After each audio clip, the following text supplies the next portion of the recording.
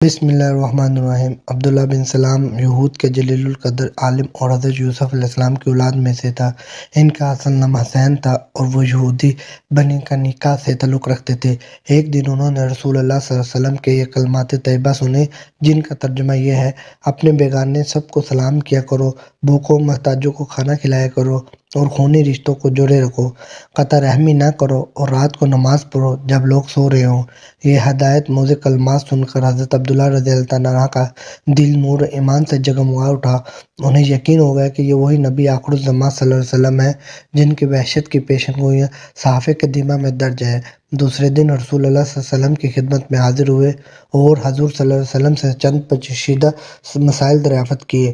حضور صلی اللہ علیہ وسلم نے ان کے اطمینان بخش جواب دیے تو عرض کی کہ یا رسول اللہ صلی اللہ علیہ وسلم، میں شہادت دیتا ہوں کہ آپ اللہ کے سچے رسول، اور حضور صلی اللہ علیہ وسلم نے ان کے قبول اسلام پر مسرت کا اظہار فرمایا اور ان کا اسلامی نام عبداللہ رضی اللہ عنہ رکھا۔ اب حضرت عبداللہ رضی اللہ عنہ نے عرض کی کہ یا رسول اللہ صلی اللہ علیہ وسلم، میری قوم بڑی بد نیت ہے، انہوں نے سن لیا کہ میں اسلام پر ایمان لایا ہوں تو مجھ پر طرح طرح کے بہتان باندھیں گے، اس لیے میرے اسلام کی خبر کے اظہار سے پہلے ان سے دریافت کر لیں کہ ان کے میرے متعلق کیا رائے ہے۔ حضور صلی اللہ علیہ وسلم نے یہود کے اکابرین کو بلاوا بھیجا۔ جب وہ آئے تو حضور صلی اللہ علیہ وسلم نے فرمایا تم تو توریت میں نبی آخر الزماں صلی اللہ علیہ وسلم کی نشانیاں پڑھتے اور جانتے ہو، میں خدا کا رسول ہوں، میں تمہارے سامنے دین حق پیش کرتا ہوں، اسے قبول کر کے فلاح دارین حاصل کرو۔ یہودیوں نے جواب دیا ہم نہیں جانتے آپ خدا کے رسول ہیں۔